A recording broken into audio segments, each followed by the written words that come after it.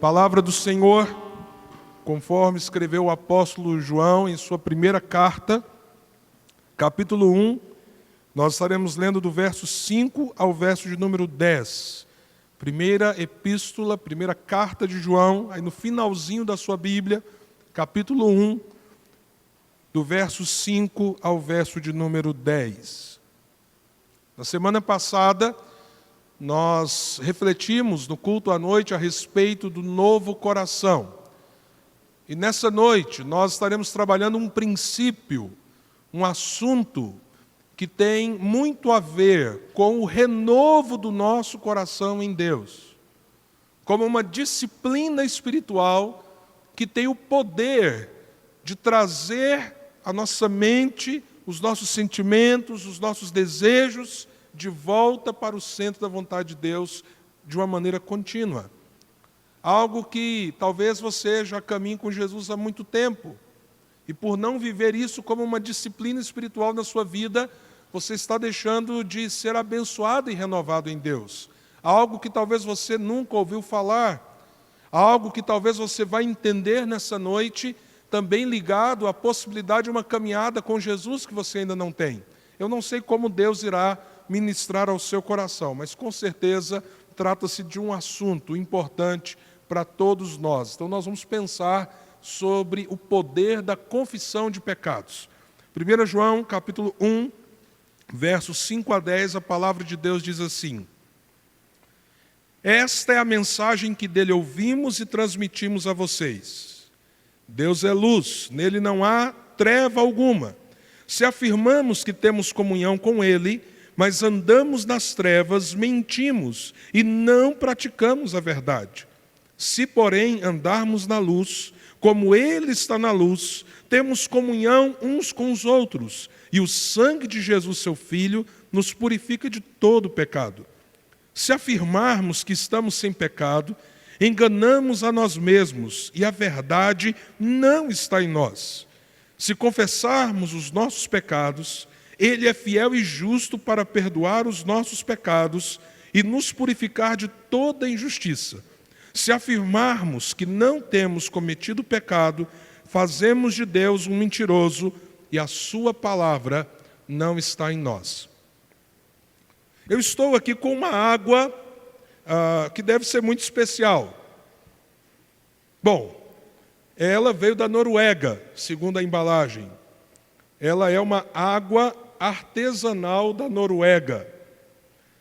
Com ela dá para comprar várias garrafinhas de água mineral brasileira. Deve ser especial. Tem um lacre que eu acabei de romper. Parece assim um negócio de shampoo, né? Diferente. E nesse tempo seco, acho que eu vou beber um pouquinho dessa água. Vocês me permitem, por favor?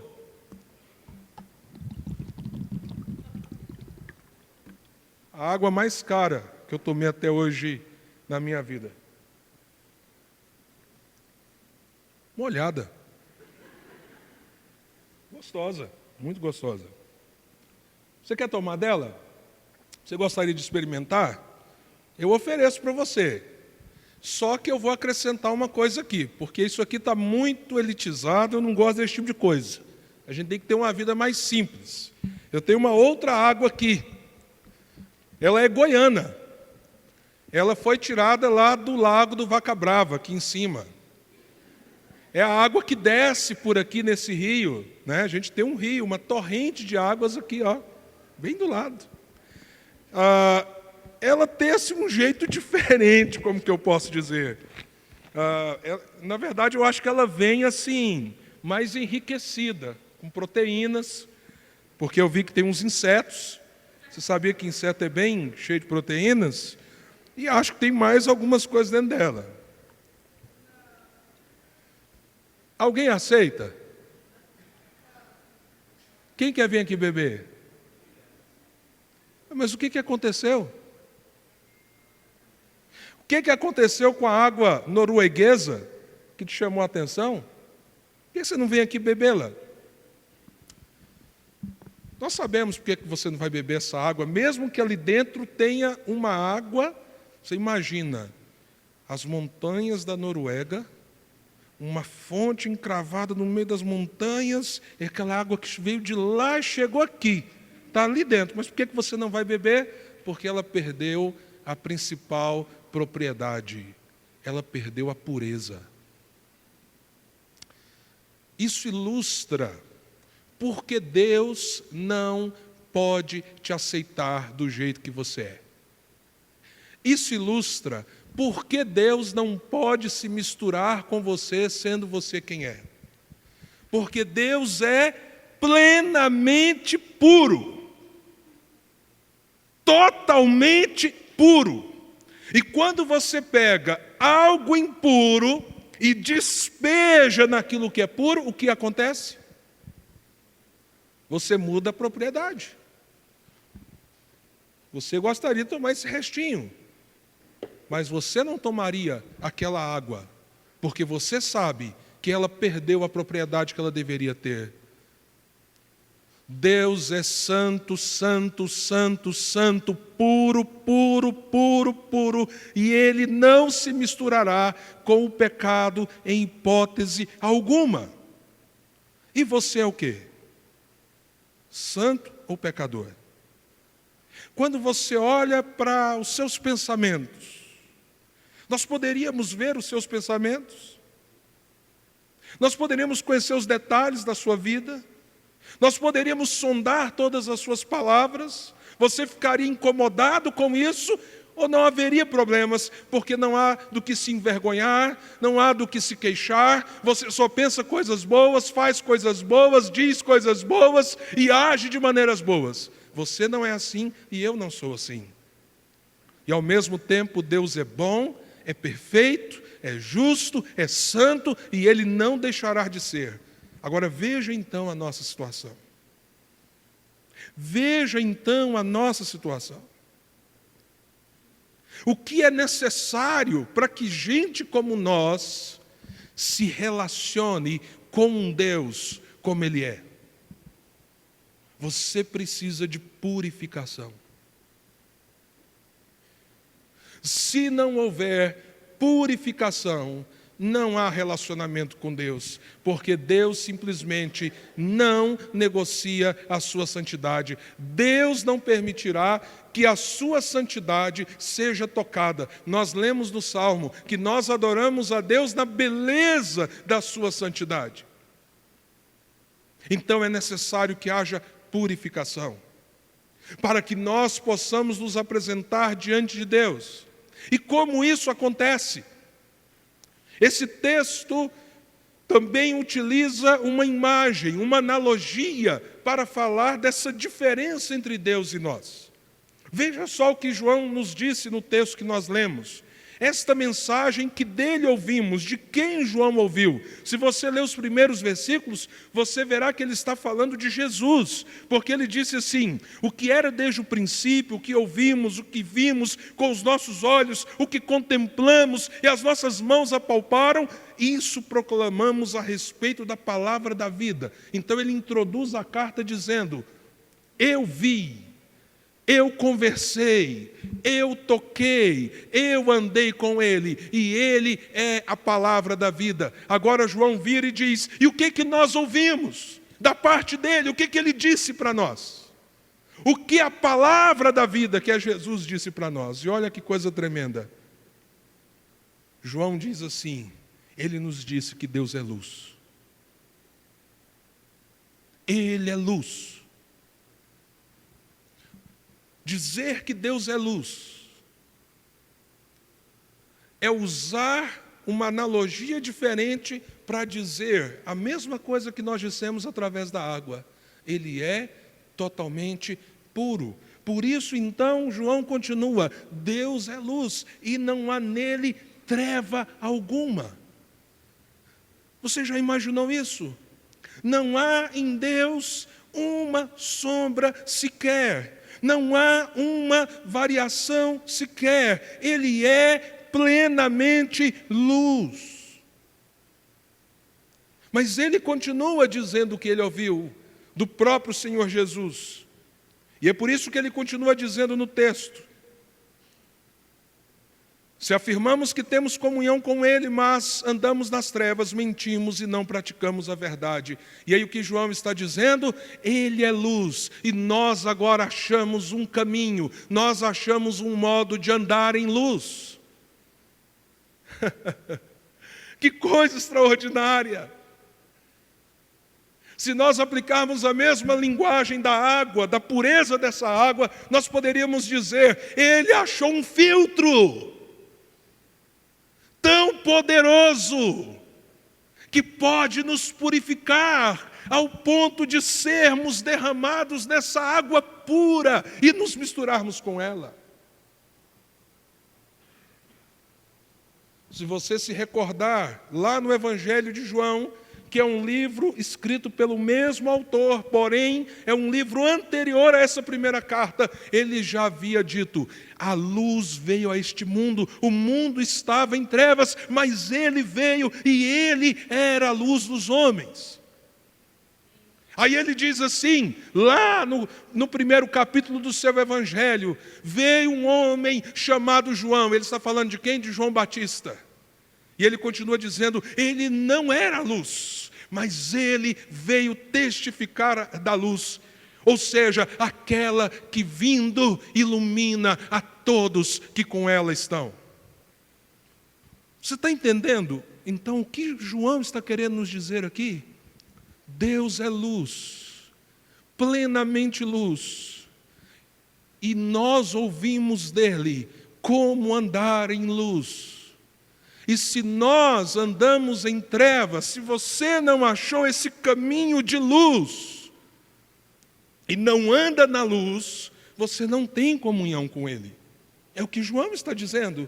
Se você não está nele, você não teve a sua vida purificada de tal maneira com que você possa se relacionar com Ele, na pureza que Ele é. E que filtro é esse? Que caminho iluminado é esse? É o próprio Senhor Jesus. A toda a linguagem de João, o apóstolo, em andar na luz, aponta para andar em Cristo, estar em Cristo, confiar a Cristo a sua vida. Então preste muito atenção no que João está querendo nos dizer aqui na nossa relação com Deus. Se você não está em Cristo, ou seja, se você não entendeu quem Jesus é ainda, se você ainda não crê que Ele é o único capaz de te perdoar, que a morte dele na cruz foi um sacrifício para a purificação do seu pecado, se você ainda não se rendeu a isso, se Ele ainda não é o seu Salvador, todos os seus pecados estão pesados contra você. E por toda a impureza, malignidade que existe na sua vida, como existe na minha sem Cristo, você e Deus não podem se relacionar. Mas Deus enviou seu Filho. E agora, se você o abraça, se você crê nele, se você o tem como Senhor e Salvador, através do sangue dele, os seus pecados são perdoados, a sua vida é purificada, a sua vida se torna um andar na luz, e agora você pode ter comunhão com ele, porque se você não está em Cristo, diz a Escritura, você está em trevas e Ele é luz. Onde Ele está, não pode haver treva alguma, mas se você está em Cristo, você está na luz de Cristo, e estando na luz de Cristo, você pode ter comunhão com Ele. Há algumas palavras muito importantes sobre isso. Por exemplo, a palavra justificação. O que é justificação, gente? É o fato de que quando nós nos entregamos a Jesus, nós o recebemos como Senhor e Salvador de nossas vidas, Deus decreta algo sobre nós. Hoje, a partir de agora, da sua entrega ao meu filho, você é justo. O que Deus está tirando de você? O peso da condenação do pecado contra você. A maldade do pecado que te tornou impuro aos olhos dele, e dizendo: aos meus olhos você é justo. E você é justo de quando até quando? Do momento que você se rende a Cristo até a eternidade.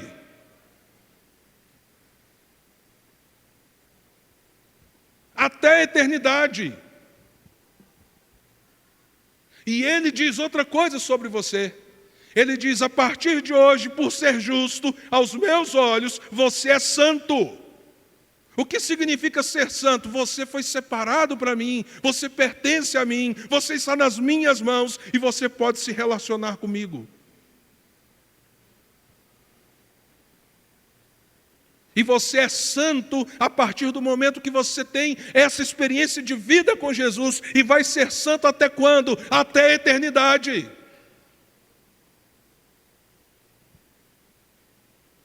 Até a eternidade. E Ele te adota.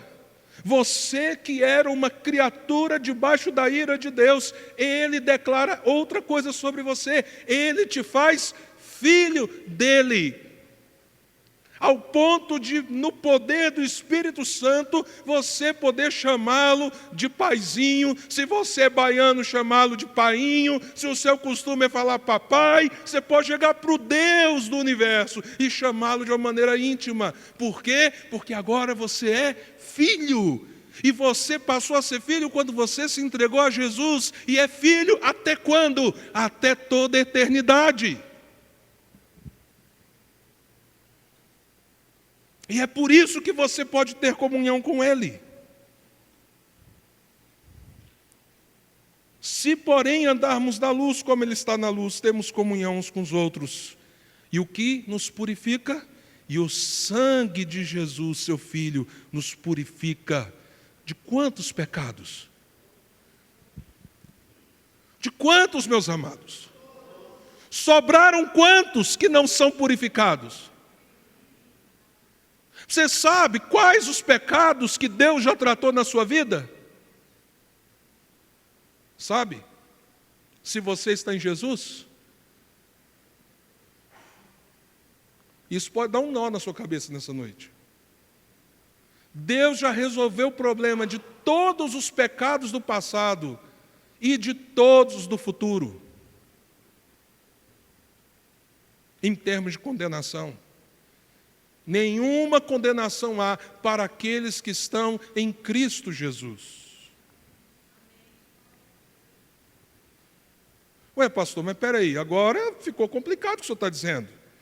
O senhor disse que vai pregar sobre o poder da confissão dos pecados, mas se Jesus já me justificou, Ele nesse sentido já me santificou, eu sou dele. Eu pertenço a Ele, eu sou filho, não vou deixar de ser filho. O poder do sangue de Jesus é suficiente para o perdão dos pecados já praticados e os que eu ainda praticarei. Então, para que confessar pecado? Boa pergunta. Porque ela tem muito a ver com você. E a resposta dela é extremamente importante para a sua saúde espiritual. Porém, antes de eu responder à questão central dessa noite, eu quero deixar uma palavra para aqueles que ainda não têm convicção se tiveram um encontro com Cristo. Se você ainda não entendeu que Jesus não é apenas uma religião, que Jesus não foi só um grande líder, que Jesus não foi só um grande homem, se a sua mente ainda não se abriu para a compreensão de que Ele é o Filho de Deus, por isso Ele é divino como Pai. Ele diz: eu e o Pai somos um. Que Ele é o único Salvador, que pode perdoar os seus pecados, que por mais que você se esforce, se empenhe, faça o melhor, sem Ele não há perdão. E você ainda não deu esse passo. A sua situação é crítica e urgente. Então clame com toda a força do seu coração. Fale: Deus, eu quero conhecer esse Jesus. Eu quero entender quem Ele é, porque eu quero que Ele mude a minha vida. Eu quero me relacionar contigo, Pai. E para isso acontecer, eu preciso do Teu Filho. Me dá entendimento do que isso significa.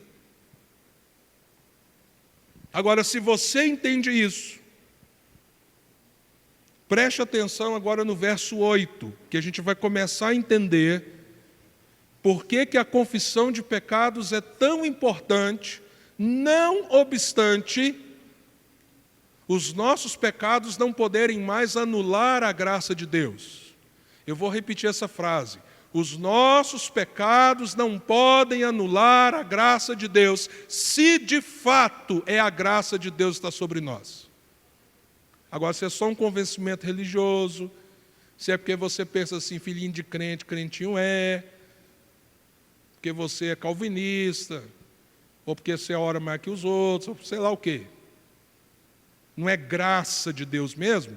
Aí é outra história. Agora, se você está debaixo da graça salvadora de Deus, guarde isso que eu estou te falando.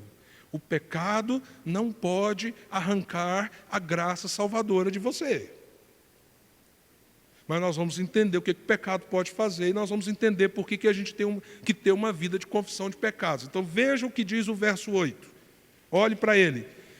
Se afirmarmos que estamos sem pecado, então veja só, precisamos andar na luz, mas se afirmarmos que estamos sem pecado, enganamos a nós mesmos e a verdade não está em nós.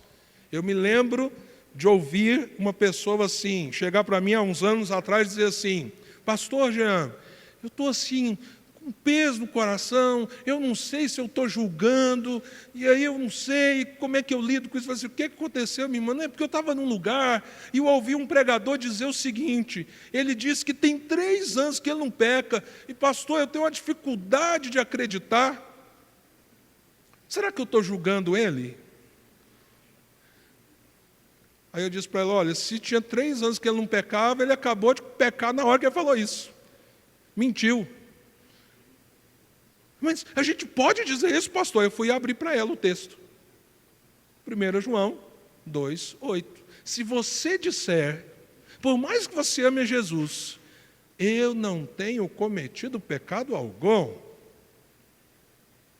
como eu sou santo, nunca penso errado, nunca falo errado. De vez em quando uma ira, mas a minha ira é santa.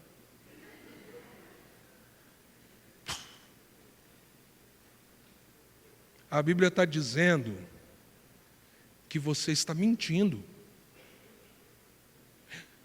Então, apesar daqueles que estão em Cristo estarem num caminho de luz, porque eles foram justificados, estão sendo santificados, eles foram adotados, a graça de Deus está sobre ele e ninguém anula o poder da graça salvadora, nós ainda lidamos com o pecado.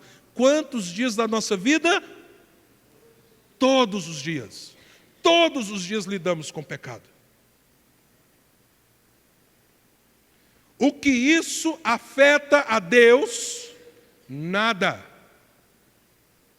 Vou repetir. O que isso afeta a Deus? O que isso muda a Deus?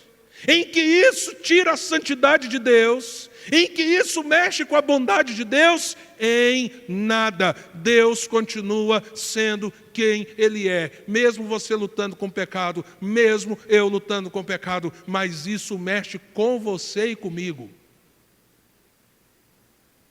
Isso mexe com a qualidade da nossa comunhão com Deus.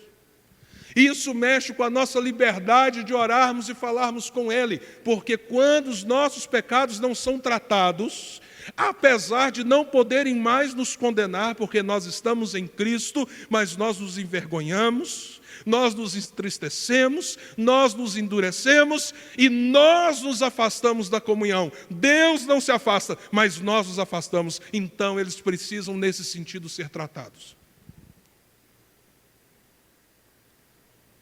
Precisam ser tratados. porque nós lutamos com o pecado todos os dias. Deus resolveu o problema da nossa impureza. Nós podemos nos relacionar com Ele, nós podemos estar com Ele em comunhão por causa daquilo que Cristo fez, mas nós lutamos ainda com as nossas mazelas, por isso nós precisamos renovar o nosso coração dia a dia na presença de Deus.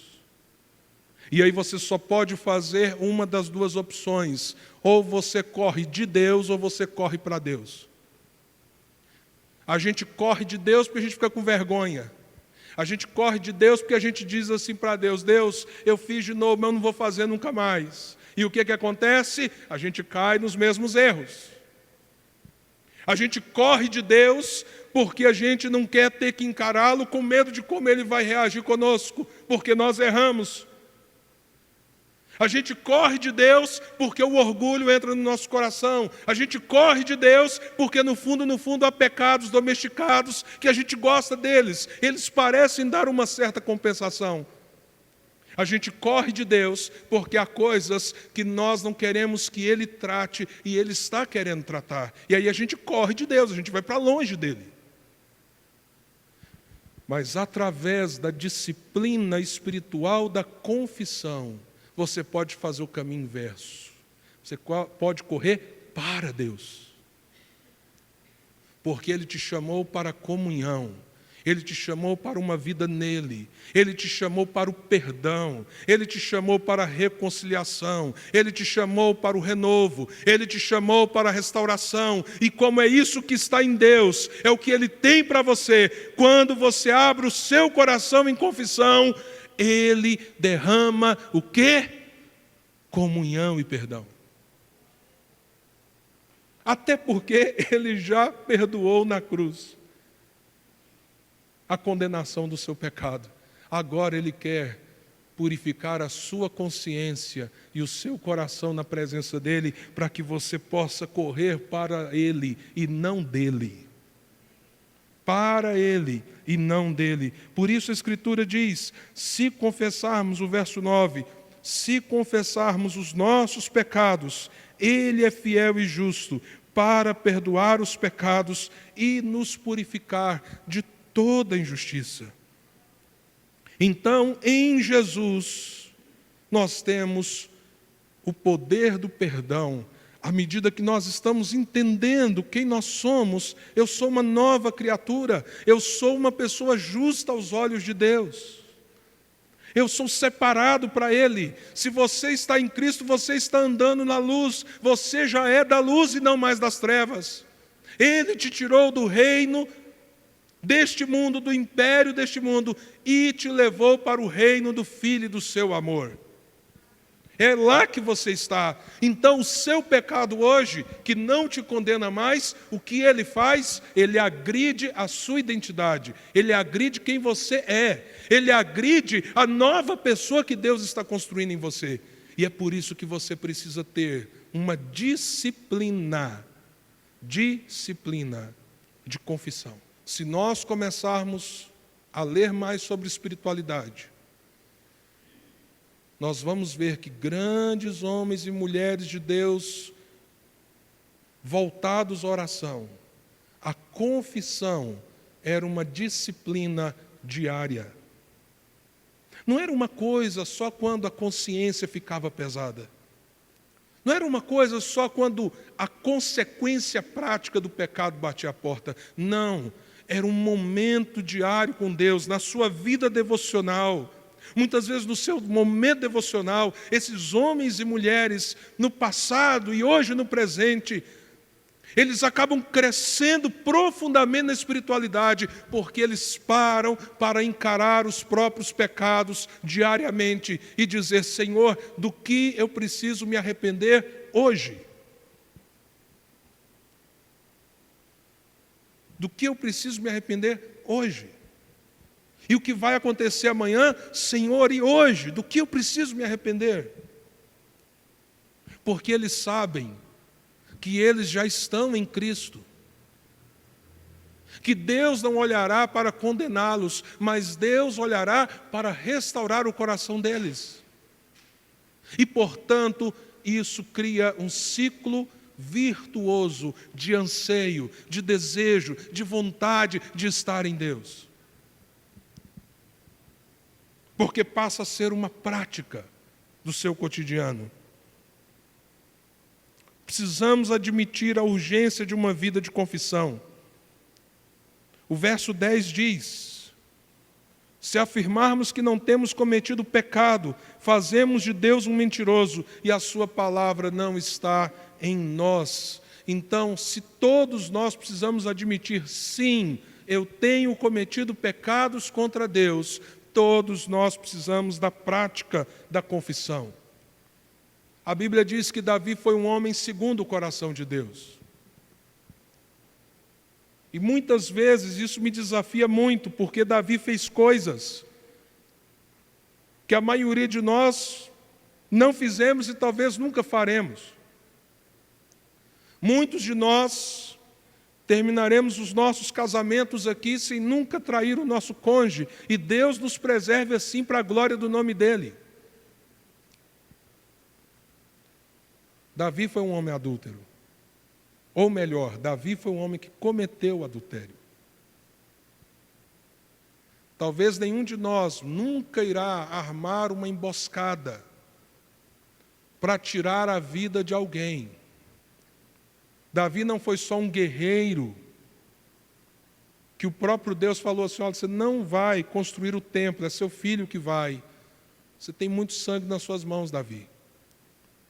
Ele não foi só um homem que, como herói de guerra, matou pelo seu país. Ele armou uma emboscada contra um inocente.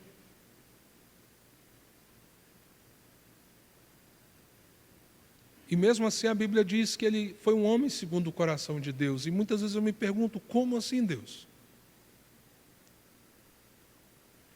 Talvez nós tenhamos um exemplo disso no Salmo 32. Se você ler o Salmo 51, é uma declaração de dor, de uma alma ferida por causa dos seus pecados. E o Salmo 32 é um salmo de gratidão, porque o perdão de Deus lhe visitou. Ele diz assim: como é feliz aquele que tem suas transgressões perdoadas e seus pecados apagados. Como é feliz aquele a quem o Senhor não atribui culpa e em quem não há hipocrisia. Aí talvez você pergunte, mas como eu não vou ter culpa e nunca vou agir com hipocrisia? À medida que o sangue de Jesus te perdoa de todo pecado. Porque todos nós já agimos com hipocrisia. E todos nós já nascemos debaixo de culpa, mas em Cristo a culpa é removida. E a hipocrisia é tratada. E o nosso coração pode voltar-se de maneira sincera para Deus. Agora, olha o que ele diz no verso 3. Enquanto eu mantinha escondidos os meus pecados. Então ele estava correndo de Deus. Enquanto eu mantinha escondidos os meus pecados, o meu corpo definhava de tanto gemer. Confissão de pecados restaura até saúde física, irmãos, de muita gente. Trata a ansiedade, diminui gastrite, tira a dor de cabeça, melhora os efeitos da menopausa em umas irmãs aí, e da andropausa nos outros irmãos. Verso 4. Pois dia e noite, do capítulo 32 dos Salmos, que eu estou lendo, viu, irmãos? Pois dia e noite a tua mão pesava sobre mim, minhas forças foram se esgotando como em tempo de seca. Verso 5. Então reconheci diante de ti o meu pecado, e não encobri as minhas culpas. Eu disse, confessarei as minhas transgressões ao Senhor, e tu perdoaste a culpa do meu pecado. Confissão. Confissão. Restaurando, curando o corpo e a alma. Esse é só um exemplo. Quantos e quantos e quantos outros exemplos nós temos nas Escrituras? Então nós precisamos sim confessar os nossos pecados. Se você está em Jesus, não para você não ser lançado no inferno, porque o inferno não é mais o seu lugar. Se você está em Jesus, é porque a falta de confissão te afasta dessa comunhão bendita com Deus e te leva a viver com o coração endurecido, e isso pode afetar até o seu corpo físico. Vamos então colocar algumas aplicações importantes para a gente poder finalizar o sermão dessa noite. A primeira questão prática que você precisa se perguntar é: você está na luz? Diz o texto: se andarmos na luz, mantemos comunhão com Ele. E nessa noite você pode entender que estar na luz é você abraçar Jesus como seu Senhor e Salvador. É como de repente Deus pegar, você é essa água tão contaminada, tão suja, tão poluída, e agora Ele passará um filtro tão extraordinário na sua vida, que Ele te transformará em algo muito, muito melhor do que a água que saiu lá da fonte norueguesa. Isso é estar andando na luz, estar em Cristo, tê-lo como Senhor e Salvador, porque se você não o tem, você precisa nessa noite falar assim: Senhor, tira todo o meu pecado, me perdoa, eu acredito que o Senhor morreu na cruz por mim, eu acredito que o Senhor é o meu Salvador e Senhor, eu me rendo a Ti. Esse passo irá transformar toda a sua história. Agora, se você está em Cristo, nessa noite você entendeu que a importância da confissão não é mais para que você seja salvo, mas para que você tenha qualidade de vida espiritual. Então, uma dica muito objetiva e prática para você: faça da confissão uma disciplina nas suas orações. Pare ao orar diariamente. Primeiro, busque uma vida de oração diária, se você não tem. E quando você parar para orar, engrandeça ao Senhor. Diga: Senhor, obrigado. Eu fui justificado, eu fui perdoado. Eu sou teu filho. Aos teus olhos eu sou santo, eu pertenço ao Senhor. Mas, Senhor, o que eu fiz nesse dia que feriu o teu coração? O que aconteceu nesse dia que me afastou de Ti? Me traz à memória. E talvez vai ser muito difícil para você, mas tenha a coragem, inclusive, de nominar os seus pecados. Senhor, hoje naquela hora eu tive inveja. Quando aquela pessoa me contou, Senhor, que comprou uma TV 8K por R$ 2.400 em 12 prestações sem juros, e não tem um ano que eu comprei uma 4K, que foi R$ 3.500, Senhor. Eu preciso reconhecer, eu tive inveja daquela pessoa, eu queria a dele. Eu menti. Eu tive pensamentos impuros. Eu falei o que não devia.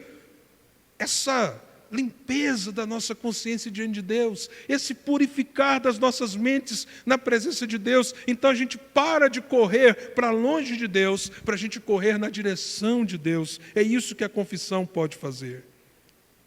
Mas a Bíblia também diz que a comunhão não é apenas com o Senhor. Se, porém, andarmos na luz, como Ele está na luz, temos comunhão uns com os outros. É o que diz o verso 7.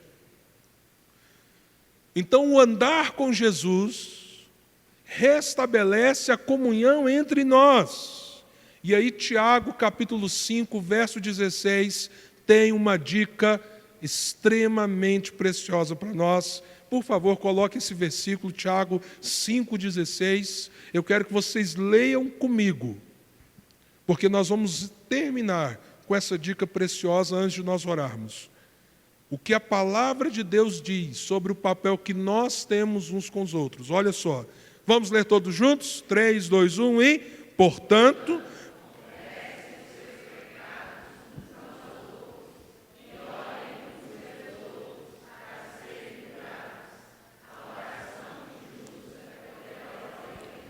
Que coisa tremenda. O que a Bíblia está dizendo? Que nós precisamos de gente madura no nosso meio, que seja capaz de nos ouvir. E nós precisamos ser maduros no nosso meio para ouvir alguém. E ele fala assim: meu irmão, eu preciso compartilhar com você. Eu cometi uma falha. Isso está atrapalhando a minha vida com Deus. Eu preciso de alguém para orar comigo. Isso aqui, irmãos, não é fábula. Não é ficção. A Bíblia está dizendo que nós precisamos ter um ambiente onde a gente possa chegar em alguém e dizer: ore por mim, porque eu estou lutando contra isso e não estou conseguindo vencer. Você pode orar por mim? E nós precisamos amar uns aos outros, ao ponto da gente abraçar esse irmão e falar assim: meu irmão, eu não vou te julgar. O que você falou, meu irmão, ficará em segredo entre nós, e eu estou orando por você. E o que a Bíblia está dizendo? Que a oração de um justo é eficaz. Então há uma dimensão vertical da confissão, mas há uma dimensão horizontal também, em que nós precisamos contar uns com os outros. E isso é bíblico. Quantos de nós poderiam ser sarados se nós tivéssemos essa coragem? Agora, em nome de Jesus, seja uma pessoa sábia, uma pessoa prudente. Você não faz isso com um nécio. Você não faz isso com um neófito na fé, com alguém que acabou de se converter, porque ele não tem estrutura espiritual para isso. Mas você precisa achar um irmão, se você é homem, e você, minha irmã, precisa achar uma irmã, para que você possa abrir o coração e dizer: ore por mim, porque eu estou com muita luta nessa área, eu não estou conseguindo vencer o pecado. Ore para que eu possa conseguir vencer essa luta espiritual, e você ter gente que ore por você e ore com você, para que a sua comunhão com Deus seja renovada, seja restabelecida. E aí depois vem me dar um relatório. Não precisa falar para o pastor: pastor, mas fulano fez um negócio, se eu tiver ideia do que ele fez, não quero saber. Mas pastor, não. Pastor, não. Tratou diante de Deus? Oraram? Confessaram diante do Senhor?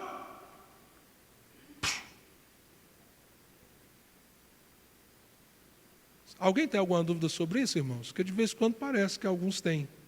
Se alguém tiver, me fala, que eu faço uma consulta pessoal essa semana. Você vem aqui no gabinete, a gente passa 1 hora conversando sobre isso. Fidelidade uns aos outros, irmãos. Fidelidade uns aos outros, para sermos curados. Para sermos curados.